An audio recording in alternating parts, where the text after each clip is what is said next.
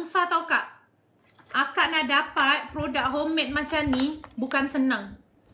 Tak payah duk carilah produk daripada China, Jepun, Europe, US kan.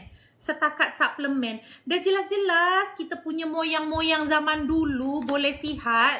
Hanya amalkan ramuan herba je Kak. Betul tak? Yang sekarang ni lah, zaman-zaman sekarang ni lah kan. Nak cari suplemen memang kena daripada luar negara.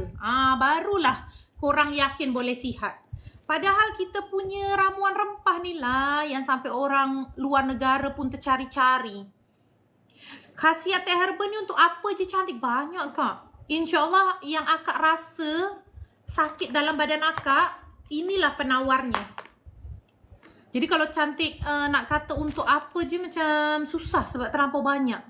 Tapi yang utama 3-4 hari akak minum tu yang akak rasakan angin keluar, badan lega, kebas tangan hilang. Tapi kalau akak ada penyakit yang teruk macam contoh GERD, lepas tu 3 serangkai macam tu, akak lepas amalkan 1 ke 2 kotak akak akan rasalah perubahannya. Ada COD tak? Memang cantik buka COD.